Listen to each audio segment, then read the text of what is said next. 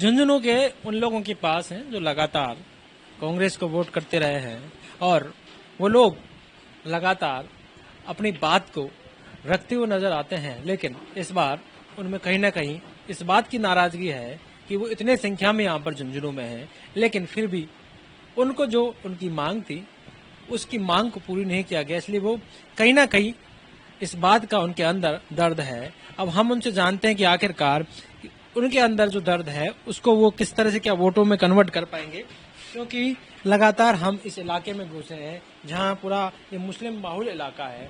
तमाम लोग, हम चर्चाएं लोगों से कर रहे हैं और झुंझुनू की एक सीट हॉट सीट बन चुकी है। ओला परिवार के लिए साख की बात है। राजेंद्र भामू पहले बीजेपी से लड़े, फिर निर्दलीय लड़े और इस बार फिर बीजेपी ने मैदान में उतार दिया है। तो कहीं ना कहीं इस बार ये मौका है राजेंद्र भामू के लिए भी, ओला परिवार के लिए, उनके पोते के लिए ये परीक्षा की घड़ी है कि इस परीक्षा में क्या वो पास हो पाते हैं। वहीं राजेंद्र गोड़ा ने आकर इस मुकाबले को त्रिकोणीय कर दिया है। कहीं ना कहीं राजेंद्र गोड़ा इस बार झुंझुनू की राजनीति में क्या वो तुर्क का इक्का साबित हो पाएंगे। तो जिस तरह से राजेंद्र गोड़ा के आने से ये जो पूरा समीकरण बना है उस पर सभी की नजरें हैं। झुंझुनू की वो सीट है जिस पर ये जो झुंझुनू है इस इलाके में मुस्लिम काफी संख्या में है जो डिसाइडर हैं। डिसाइडर इसलिए क्योंकि जाट भी उनके बराबर है, जाट दो कैंडिडेट हैं तो वोट उनका बट सकता है, बटेगा दोनों ही प्रत्याशियों में। लेकिन मुसलमानों ने अगर सोच लिया तो कहीं ना कहीं कांग्रेस के लिए दिक्कत हो सकती है। वहीं दूसरी ओर नुकसान राजेंद्र भामू को भी हो सकता है। लेकिन हमारे साथ बाबा क्या कहेंगे अब्बा, इस बार क्या होने वाला है, क्या राजनीति किस तरफ जाएगी झुंझुनू की उपचुनाव में? राजनीति हो जाएगी, जिसका होगा उसके पास जाएगी बात। और अपन तो कुछ नहीं कह सकते, या सारा सब हो रहा है गोल में। थोड़ा मोमा है और गुड्डा है और एक बाबू जी, राजेंद्र बाबू, कुछ नहीं मालूम। आप लोग लगातार कांग्रेस को वोट करते आए थे लंबे वक्त से, अब की बार क्या सोचा है? 70 साल होगी। हाँ। मैं तो कांग्रेस ही दे देते हैं, पर अब की बार के नहीं देंगे। क्यों नहीं देने वाले? हाँ, क्यों नहीं देंगे कि ऐसे आपका नौकरी पे सबने जाता न बढ़ रखा, सब नौकरी में जाता न बढ़ रखा। मुसलमान का एक बच्चा भी नहीं नौकरी पे। ये दर्द है आपका कि नौकरियों में हमारे बच्चे जाएं, पढ़ लिख कर आगे जाएं, हम सिर्फ दरी बिछाने या फिर जयकार लगाने में ना रहें। हाँ, सही कह रहे हो। जो हमारे बच्चे तो पढ़ लिख रहे तो बनाने भी नौकरी मिलनी चाहिए, बच्चे ने भी नौकरी मिलनी चाहिए। या तो खाली आप ही आपका जाता नौकरी दे रहा है और कोई नहीं।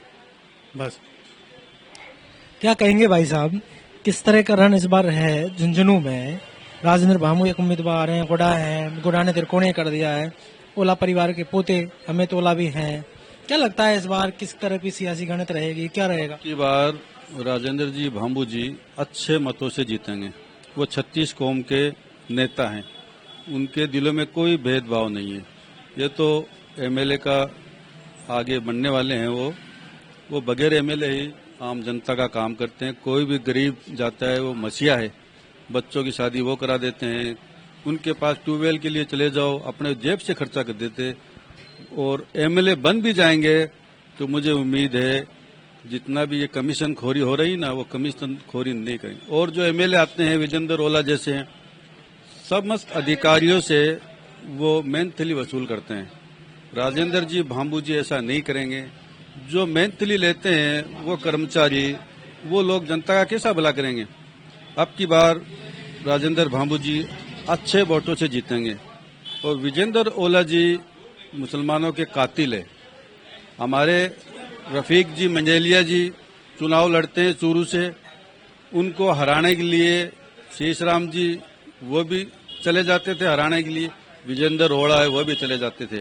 फिर हमारे ही समाज के असकली टांके चौकदार समाज से उनको हराने के लिए भी वहां पहुंच जाते हैं और उनको भी हराया है। फिर यहाँ सरवण जी थे, उनको हराने के लिए भी वहां पहुंच जाते हैं लोग। ऋचा जी को भी इन्होंने हराया है। तो ये पॉलिटिक्स अपने घर में ही रखते हैं। पहले बाप लड़ता था, अब बेटा लड़ता था, अब पोता आ गया, सांसद बन गए, एमएलए बन गए, अब इसको अमित ओढ़ा को लिए, इसके पोते आ जाएंगे तो वो हमारी म्यूनिसिपैलिटी भी कब्जा कर लेंगे। तो हम गुड्डा जी की तो खूब इज्जत करते हैं। विजेंद्र ओढ़ा की बेटे हैं वो अमित ओढ़ा, उसकी जमानत जब्त है। और हमारे वार्डों में हम विकास खुद करवाते हैं। मैंने ट्यूबवेल लगाया ईदगाह रोड पे, प्रसादी लाल मीणा जी के माध्यम से मैं उद्घाटन करके चला गया। मेरे उद्घाटन के ऊपर खुद उद्घाटन किया उसने। तो आप पार्षद रहे हैं? मैं 2 बार आजाद पार्षद रहा हूँ। क्या नाम है? जाहिद अली खोखर। तो अब की बार विजेंद्र ओढ़ा के जो लड़के अमित ओढ़ा, उसकी जमानत जब्त है और राजेंद्र भांबू जी अच्छे वोटों से जीतेंगे और 20,000 की लीड पार कर रहे हैं। और माइनॉरिटी उनको खूब वोट देंगी, सामने नहीं आएगी तो छुप के देंगे वोट, खूब मिलेंगे उनको। तो बीजेपी को वोट कर सकते हैं आप लोग? हमें बीजेपी वो नहीं, बीजेपी हो चाहे कुछ भी हो, चाहे बसपा हो, राजेंद्र भांबू जी जाते हैं ना, उनको वोट मिलते हैं। वो किसी भी पार्टी में, वो बसपा में भी चले जाएंगे तो उनके साथ चले जाएंगे लोग। तो उनका बहुत ही अच्छा कैरियर है और समाज सेवी है और ईमानदार आदमी है, कर्मठ है, तो हम उनके साथ रहेंगे। बीजेपी के साथ? जी, मैं तौफीक पठान झुंझुनू, करबला ईदगाह व करबला कमेटी उपाध्यक्ष। मेरा कहना यही है कि साहब, बुजुर्गों ने अपनी जिंदगी गुजार दी, हमें भी गुजारनी है, हमारे बच्चों को भी गुजारनी है, तो हम आने वाली पीढ़ी को जवाब क्या देंगे। झुंझुनू जिले में 70 साल से सौ श्री सीसराम ओढ़ा ने भी कुछ नहीं किया है, उसके बेटे विजेंद्र ओढ़ा ने भी कुछ नहीं किया है, और अमित ओढ़ा आ गया, वंशवाद की राजनीति हो गई, पहले दादा फिर बेटा फिर पोता, अगली बार पड़ पोता फिर सड़ पोता। तो साहब ये चलने वाली राजनीति नहीं है मेरे हिसाब से तो। और हमने जिंदगी में पहली बार अपना हक मांगा है, हमने भीख नहीं मांगी है। माइनॉरिटी के यानी कि मुसलमान के 75,000 वोट है दोनों में, इनसे ज्यादा है, हम 4,000 ज्यादा वोट है, जाटों के 71,000 है, हमारे 75,000 वोट है, इनसे कम भी नहीं है और कमजोर भी नहीं है किसी हाल में कैसे भी। लेकिन ये लोग क्या करते हैं कि ये मुखबिरी की और दलाली की राजनीति करते हैं लोग। तो सर इस बार हम गुड्डा जी को वोट देंगे और दिलाएंगे, 95% वोट गुड्डा जी को मिलेंगे। एक बात और मीडिया के माध्यम से कहना चाहता हूं मैं, ये कांग्रेस वाले बौखला गए, इनको दिख रही जमान जब्त। ये कभी रफीक मंडेलिया को बुला रहे हैं, कभी रफीक जी चौबदार जी को बुला रहे हैं, कभी खानू खान बुद्धवाली को बुला रहे हैं, कभी अमीन काक जी को बुला रहे हैं। अरे यहाँ प्रियंका गांधी और राहुल गांधी भी आ जाएंगे तो वोट नहीं टूटेंगे। हमने हमारा हक मांगा है, हम हमारा हक लेके रहेंगे। अब की बार हम गुड्डा जी के साथ में हैं। रही बात जी भामू जी की, भामू जी साधारण आदमी है, बढ़िया आदमी है, भामू जी 36 कौम का लाडला भी है, लेकिन हमारे को क्या है कि वो बीजेपी में चले गया और इस कांग्रेस के हम खिलाफ है, इसलिए हम इसको वोट नहीं दे सकते हैं, इसलिए हम गुड्डा जी के साथ में हैं। और सभापति नगमा ने अवैध निर्माण खूब कराया झुंझुनू में, अपने घर भराए पैसों से, फर्जी पट्टे बनाए लोगों के। आज भी मेरे पास रिकॉर्ड है, अगर आप कहें तो मैं दिखा सकता हूं। नगमा बानो की बिल्डिंग बचाने वाला राजेंद्र गुड्डा है, नगमा को बचाने वाला राजेंद्र गुड्डा है। नगर पालिका के 5 लोग धक्के मार दिए थे, अनिता खिचड़ ने नगर परिषद में बढ़ने नहीं दिया उनको। शर्म करने की बात है, फिर भी वो धोती के भ्रूण बने हुए। अब की बार साहब ये भ्रूण धोती फाड़ के लावेगी और चुनाव गुड्डा जीतेगा, साफ सुथरी बात है। क्या कहेंगे? क्या कहेंगे इस बार झुंझुनू की के रण में क्या हो सकता है, क्योंकि कई त्रिकोणीय मुकाबला नजर आ रहा है। राजेंद्र भांबू, राजेंद्र भामू शरण क्या रहे? सिर्फ राजेंद्र भांबू। कांग्रेस ने 50 साल में क्या किया? कुछ नहीं किया, इसलिए सिर्फ राजेंद्र भांबू। नाराजगी नहीं, फुल नाराजगी बस। अब लंबे वक्त से जीतते आ रहे थे, सरकारी मंत्री भी रहे, विकास के कोई कार्य आपके यहाँ जो काम है उन कामों को नहीं कर पाए, क्या लगता है? क्योंकि जिस तरह से यहाँ सफाई की व्यवस्था हो, पानी की व्यवस्था हो, ये सारी चीजें नहीं हो पाएगी। कुछ भी नहीं हुआ भाई, सब भ्रष्टाचार हुआ है कांग्रेस सरकार में, और मुस्लिम एरिया कुछ हुआ ही नहीं। तो ये जो आप कह रहे हो कि जिस तरह से नाराजगी है राजेंद्र भामू को, तो राजेंद्र भामू की तरफ भी आप लोग वोट करने वाले हैं? हाँ, राजेंद्र भांबू की तरफ। आप लोगों के बीच का है? ना ऐसी कोई बात नहीं है। तो फिर नहीं, ऐसी कोई बात। कारण क्या है कि राजेंद्र भामू को पसंद? अच्छा आदमी, सत्ता है उनकी, काम होएगा उनका, पहले भी उन्होंने काम किया है। तो देखिए सर, आप सकते हैं कि किस तरह से हमने लोगों से बातचीत की है, लोग अलग अलग प्रतिक्रिया दे रहे हैं और कहीं ना कहीं ये जो मुकाबला है त्रिकोणीय हो गया है।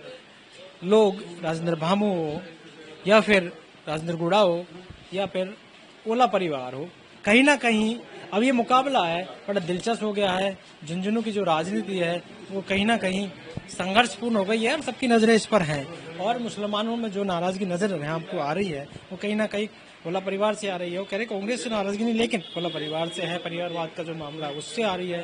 काम के नाम पर कुछ हुआ नहीं है, ये भी लगातार लोग कह रहे हैं। अब देखना यह है कि जो जनता है उसका फैसला जब आएगा, क्योंकि 23 तारीख को फैसला आएगा, 13 नवंबर को वोट पड़ने वाले हैं। उससे पहले अब ये जो चुनाव जो प्रचार है वो चरम पर पहुंच चुका है। देखना यह है कि इस बार झुंझुनू में क्या खेला होने वाला है। देखते रहिए पॉलिटिकल पंचायत झुंझुनू से।